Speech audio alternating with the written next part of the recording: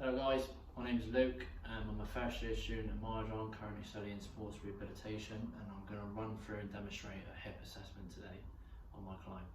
Firstly, you start off with collecting just objective information about the client, see if they have any pain in their abdominal region, their stomach, or any pains in their legs, or anything else really, just catching their day-to-day life, family history and so on.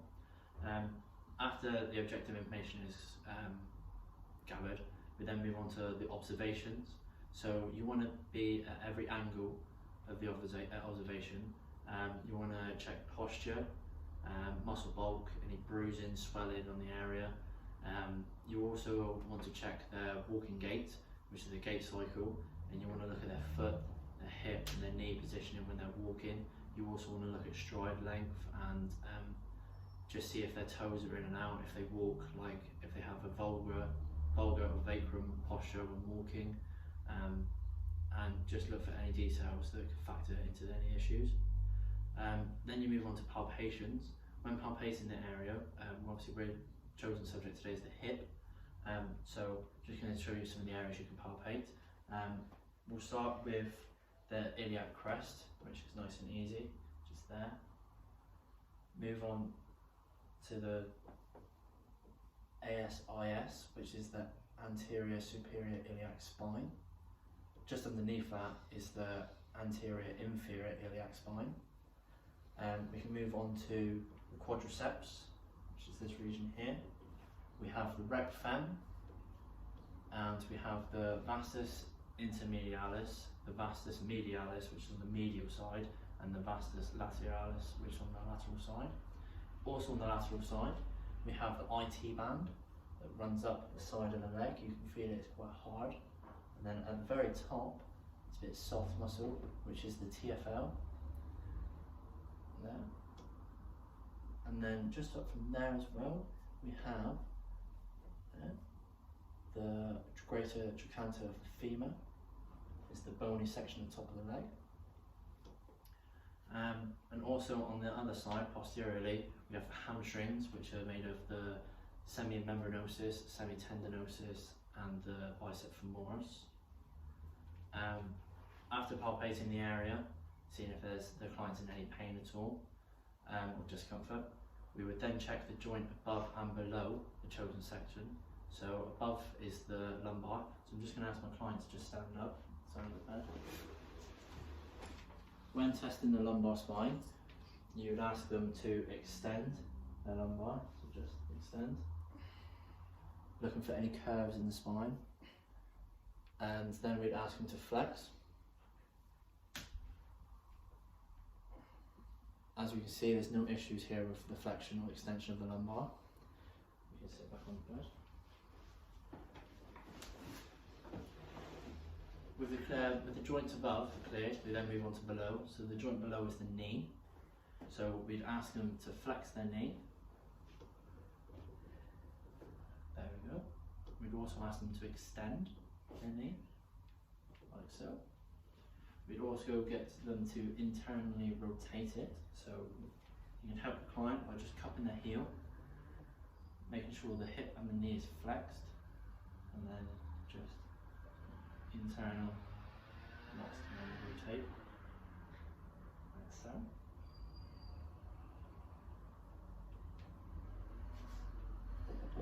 Moving on from that, after you clear the both joint above and below, we then move on to the hip itself. Now the hip is a multi-axial synovial joint. It is a ball and socket. It has ligaments that run through. The ligaments are the iliofemoral, which connect the ilium to the femur. We also have the pubofemoral, which connects the pubic tuberosity to the femur. We also have the ischiofemoral ligament, which connects the ischium to the femur. And we have the inguinal ligament, which connects the pubic tuberosity to the ASIS, anterior superior iliac spine. Moving on from that, when we actually test the range of movement of the hip, as we said before, the hip is a multi-axial joint. Therefore, it can do flexion, adduction, abduction, internal, external rotation, and extension. We'll start off with flexion. So we just ask the client just to flex the hip as far as they can, like so. First of all, you have them do it actively, so you do it by themselves, and then you do it passively. And then you apply a little bit of overpressure, just for it to spring back, just to take it to the end of the range. And then we do resisted, so we ask them just to push against us, applying a little bit of resistance, just to test the muscles. There we go. The normal range of motion for hip flexion is roughly about 120 degrees. Next, we would do adduction. So we would just bring up the hip like so. Just let the heel go just above the patella. There we go. And we just get them to adduct the hip by themselves. And then we passively put them into the position. Apply a little bit of overpressure. Don't want to cause any pain towards the client. And then next we'd resist it, so we'd ask the client just to apply a little bit of resistance. So, following on from adduction, we then have abduction. So we'd ask the client just to bring in and abduct. We then passively do it, and then we'd apply a little bit of overpressure. And then we'd get them to resist it, so just push against me, like so. With adduction, the normal range of movement is about 40 degrees, whereas abduction is less, it's normally about 20 to 30 degrees. Next we have internal and external rotation. So again, flex the hip, flex the knee, and then we'll just, So just hold the knee in place, so we're just working the hip. So we'll internally rotate the hip. For internal, you want pull the leg towards you, so away from the body. And then when we do an external rotation of the hip, we just bring the feet more medially. So the normal range of motion for the internal and external rotation is about 45 degrees. Again, you repeat the process of actively letting the client do it, then passively, and then applying a little bit of overpressure, followed by resistance. And lastly, we have extension of the hip. So we ask the client just to roll over onto their stomach.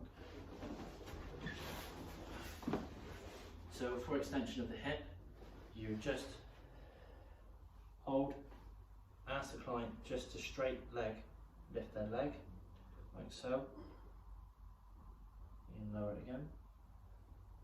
Same again, you then passively, straight leg, apply a little bit of overpressure, and then resist it.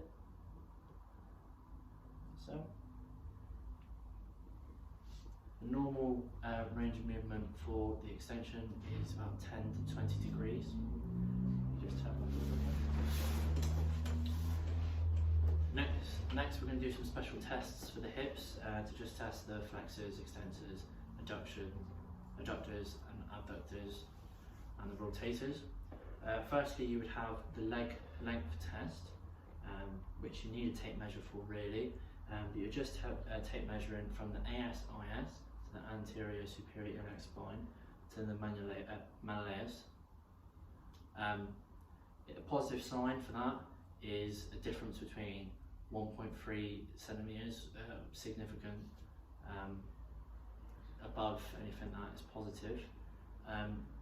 With these tests, it can have many different readings: a true positive, a false positive, a true negative, or a false negative. A true positive is where they have the condition and they're showing the signs of it. A false positive is where they don't have the condition yet they're still showing the signs. A true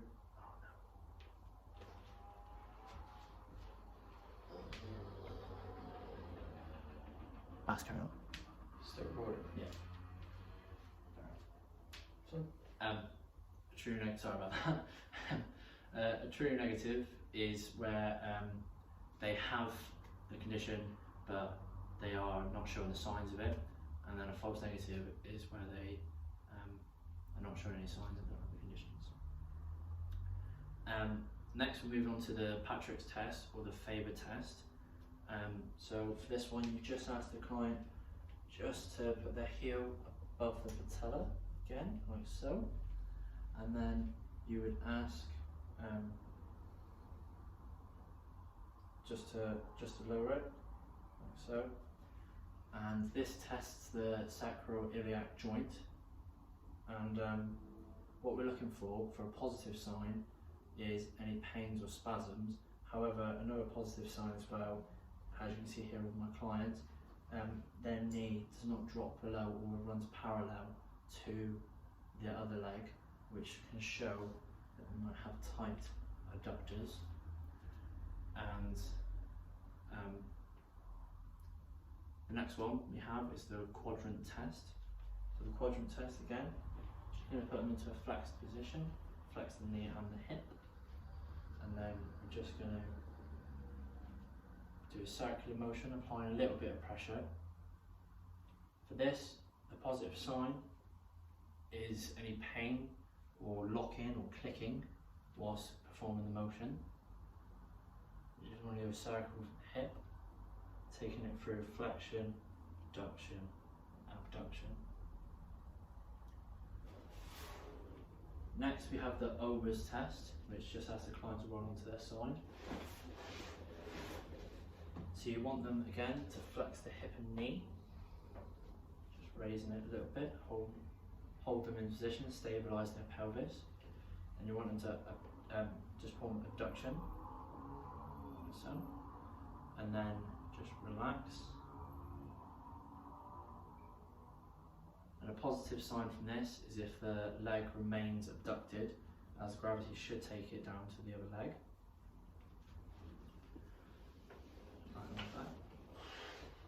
The next test we have is the Trendelenburg test, which is, we need the client to stand up just off the bed for a second. So this one is testing the hip abductors and the glute med. So you just ask the client just to stand on one leg and flex their knee.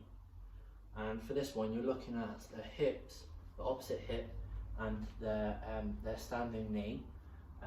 From the hip, it is above the other hip currently as you stood on one leg, and you don't want the hip to drop below. And the knee you're looking for is to see if it buckles inwards. So just ask the client to perform the squat.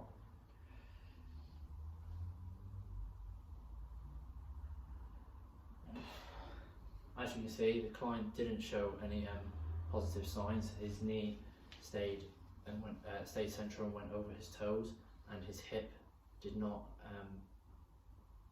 go lower at all.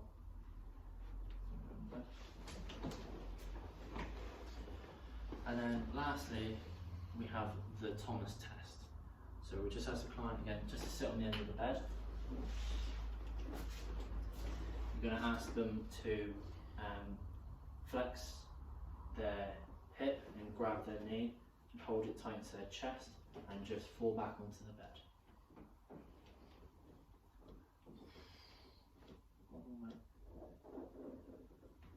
Whilst they're doing this, you're looking at the opposite leg. As you can see, it is raised a little bit off the bed. This means you could have tight quadriceps, preferably the rectus fem. You can also straighten their leg just to isolate the rec fem. So,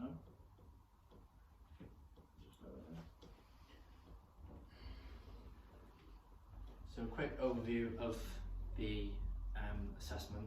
We've run through some tests: the Patrick/Faber test, the quadrant test, the Ober's test, the Trendelenburg test, and the Thomas test.